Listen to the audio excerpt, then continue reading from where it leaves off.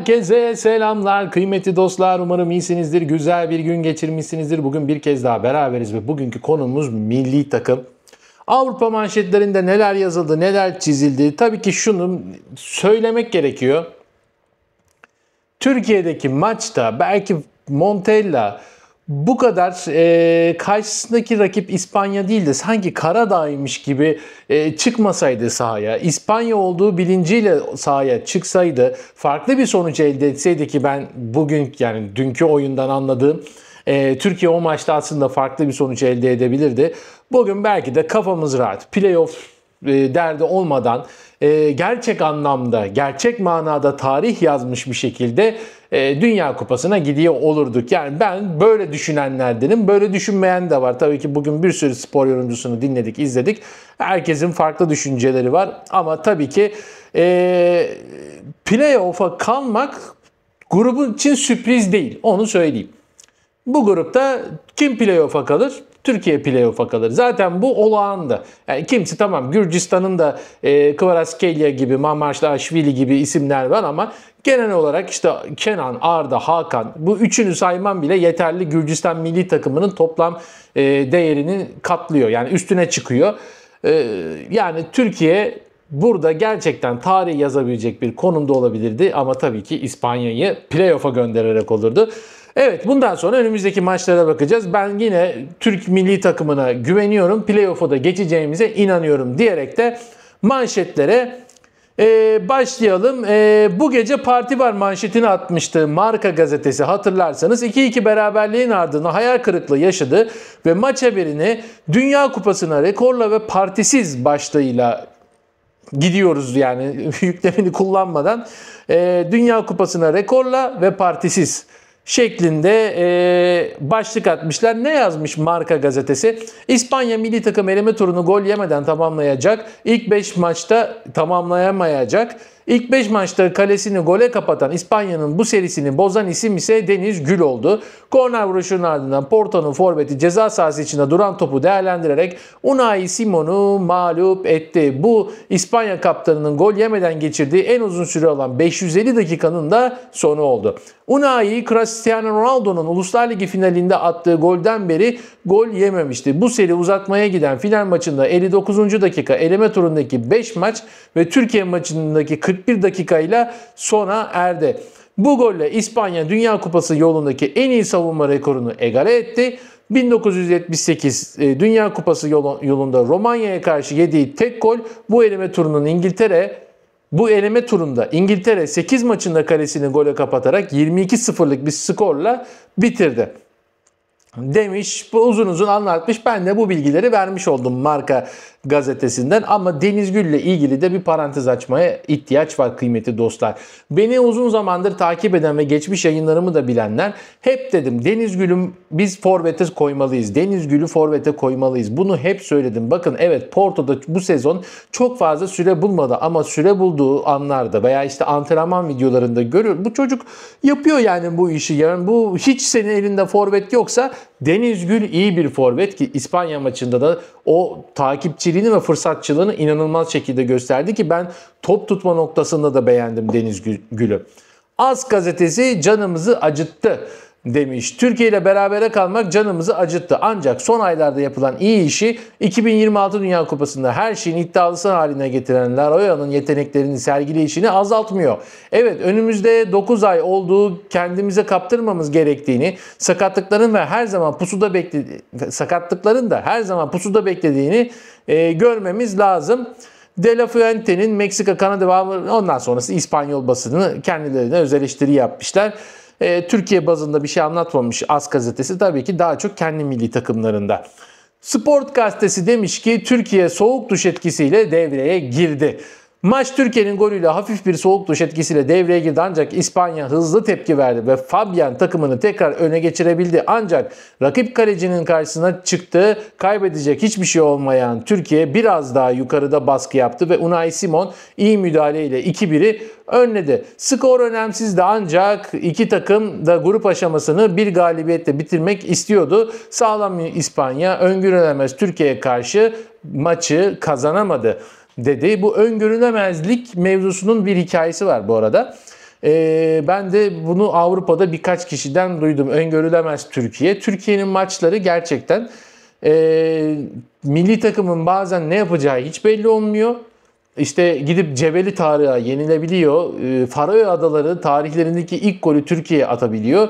Ama bir yandan da gidip işte ne bileyim İspanya ile 2-2 berabere kalabiliyor. Fransa'yı yeniyor. Yani böyle enteresan işlere imza atıyor ki 2008 Avrupa Kupası dönemi var mesela. O zamanlar incredible deniyordu Türkiye için. Yani inanılmazlar. Yani maçı geriden döndüler falan. Onun da zaten yaşı benim yaşlarımda olanlar çok net hatırlar o dönemleri. El Mundo gazetesi aşağılayıcı bir üstünlük demiş. Bu kadar aşağılayıcı bir üstünlük sahibi olmanın bazı sonuçları vardır. Ne gibi sonuçlar? Mesela dün gece Sevilla'da oynanan maç gibi hiçbir şeyin söz konusu olmadığı ve herkesin bunu bildiği bir maç. Maç boyunca gösterdi. O başka. Bu aşağılayıcı üstünlük mevzusu tabii İspanya'nın Türkiye'ye uyguladığı ama kelime çevirisinde bizim için çok iyi bir kelime değil aşağılayıcı kelimesi. Ama onlar bu kadar ağır bir ifade olarak kullanmıyor. Başta ben de bunu duyunca açıkçası videomun başlığını bunun üzerine yapmayı planlıyordum. Ama sonra ben bunu öğrendim bir yerden. Onlar bunu yani bizim gibi sert bir ifade değil onlarda. O yüzden sadece bunu bu şekilde anlattım ve geçiyorum. Bu arada maç boyunca Barış Alper Yılmaz İspanya'da en çok aranan isim olmuş. Tabii ki bir röveşata denemesi var. Harika oturdu ayağını. Bütün fotoğraflar oradan verildi. O röveşata ile gerçekten İspanya'da acayip bir arama kaydetmiş Barış Alper Yılmaz. Bir İspanyol taraftar şunu yazmış, notlarımın arasına almışım. Bugünkü İspanya-Türkiye maçında Barış Yılmaz ve Ferran Torres gibi bir 9'u izlemek, Barça'nın nasıl daha iyi bir 9'a transfer edemediğini daha iyi anladım. Türk oyuncu etkisiz, Ferran kat kat daha etkisiz yazmış. Barış Alper Yılmaz'ı buradaki etkisizi de tekrardan söylüyorum. Onlar için gol atamadığı için etkisiz ama orada Barış Alper'i beğenmiş bu futbolcu. Ferran Torres'i beğenmemiş. Peki geçiyoruz. EBC Futbol. Soğuk bir gecede Dünya Kupası'na demiş. İspanya Sevilla'da kazanabilecekken Türkiye ile berabere kaldı ve en kötü maçında gruptan çıkmayı garantiledi. Sevilla'da soğuk bir gecede gerçek bir atmosferden ve rekabetten yoksun bir ortamda İspanya 2026 Dünya Kupası'na katılmaya hak kazandı demişler. Ve La Voz de Glacia gazetesi rekor kıran İspanya Dünya Kupası'ndaki yerini buruk garantiledi. Bu Türkçe'ye net bu şekilde çevrilebilecek bir başlık.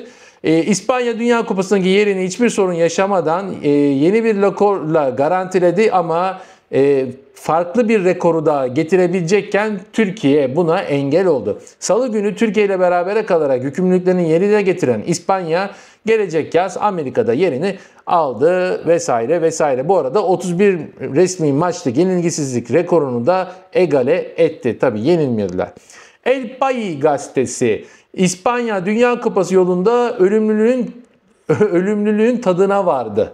Çok güzel bir başlık atmışlar. Yani 31 maçlık yenilgisizlik rekoru bir beraberlikle egale edildi ama kazanmanın verdiği süreç bitti. Tabii ki o kazanma süreci tamamen sona erdi. Türkiye maçıyla ilk golünü yedi. Aslında ilk 2 golünü yedi. Beraberlikle Dünya Kupası'na katılma hakkı kazandı ve İtalya'nın 31 maçlık tarihi yenilgisizlik rekorunu egale etti. Bulgaristan ve Gürcistan'dan çok daha fazla mücadele eden, ilk maçındaki performanslarından çok daha fazlasını sergileyen bir Türkiye takımına karşı bir dizi fırsattan yararlanarak beraberliği yakaladılar demiş. Bence Türkiye'nin elinden zor kaçtılar. Şaka diyorum bunu. Yani %70'lik bir topla oynama oranı vardı. Yani aşırı bir topun belki de Türkiye bir 13-14 dakikalık dilimler halinde topu hiç ayağına alamadığı zamanlar oldu maçta. Tabii ki İspanya çok kuvvetli. Şu anda zaten dünya puan sıralamasında 1. sırada. O FIFA'nın açıkladığı bir de İspanya, sonra İngiltere var. Arjantin var sonra. Tamam, dünyanın en iyisi ama yani 13 dakika boyunca topa hiç dokunamamak, ben kabul edemiyorum bunu. Tabii yedek ağırlıklı ama onların da yedek ağırlıklı bir kadrosu vardı. Onu da söylemek lazım. RT.es gazetesi İspanya Dünya Kupası'na katılma hakkını kazandı ancak Türkiye Sevilla'da galibiyet serisini sonlandırdı yazmış. Bir de Marca gazetesine geri dönersek Alfredo Relano şu anda da ekranda gördüğünüz isim. Türkiye İspanya eleme turunu bozmayı başardı demiş. Türkiye bize karşı 7 gol atamadı ancak Sevilla'da 2-2 berabere kalarak partimizi mahvettiler demiş. Mükemmel eleme turumuzu, tüm galibiyetlerimizi, hatta kalemizi gole kapatma hayallerimizi yıktılar demiş. Devre arasına yakın dakikalara kadar her şey yolunda gidiyordu ki oysa. Deniz Gül kornerden dönen topla umutlarımızı paramparça etti. Unai kalesini gole kapatmaya elveda dedi. Bak, abartmıyorum, gerçekten bunlar yazıyor kıymetli dostlar. Yani Marca gazetesinde yazıyı bulabilirsiniz. Bakın tekrar hatırlatıyorum. Alfredo Relano yazmış. Devre arasına yakın dakikalara kadar her şey yolunda gidiyor. Onu okudum, özür dilerim. Altay Bayındır'ın dışında savunmada kötüydüler ama ikinci yarıda Türkiye iyi oynamaya başladı ve sahayı domine etti. Unai'yi zorladılar ve Salih Özcan'ın uzak mesafeden attığı mükemmel ötesi golle öne geçtiler. Gerçekten Türkler bunu hak ettiler demiş. Son dakikalar bu maçta galibiyetle ayrılmak isteyen İspanyollar ve 6-0'lık utanç verici yenilgilerini telafi eden Türkler prestijli bir beraberliği savundular. Türkiye arasındaki bu İspanya ile Türkiye arasındaki bir gurur savaşıydı diyerek, ya harika bir yazı ya, ben çok beğendim bu yazıyı. Gerçekten bu yazı bölümünü ayrı zaten kesip yayınlayacağım, onu da söyleyeyim. Altay Bayındır'ın Altay Bayındır resital sundu. Şimdi bu başlığı ben attım zaten. Dün özellikle sosyal medyada, yani X'te eski adıyla Twitter'da İngiliz taraftarlar vardı bazıları ve Manchester United'lılar ve Altay'ın dünkü performansından sonra bakın biz söylemiştik, haklıydık. İşte Altay oynamalıydı, Amorim görmeli bunları falan gibi tweetler attılar. Birkaç tane tweet ben aldım oradan. Eğer Türkiye bugün kaybetmediyse bunun sebebi Manchester United kalecisinin takımını kurtarmasıdır demiş. Altay'a helal olsun, çok güzel bir maç çıkardı. Altay Bayındır Türkiye'yi defalarca kurtarıyor. Kırmızı onun kanında gururla akıyor. Manchester United'ın renklerinden bahsediyor. O maçlara ilk 11'de başlamalı demiş bir başka isim de. Bir tane daha vardı, onun notlarımı almıştım ama yanlışlıkla sildim herhalde, böyle bir şeye basarken tak gittim. Son bir tane daha vardı. Neyse. Ya o da çok benzer bir yorumdu, onu da söyleyeyim. Evet kıymetli dostlar. Haberler bu kadar, manşetler bu kadar. Konu hakkında sizin yorumlarınızı da ben çok merak ediyorum. Yorumlarınızı yaparsanız çok sevinirim. Bu videoyu beğenmeyi, abone olmayı unutmayın. Hype'ınız varsa hype'ınızı da alırım. Ben Oğuzhan Poyrazoğlu. Bir sonraki videoda görüşmek üzere. Sağlıcakla kalın.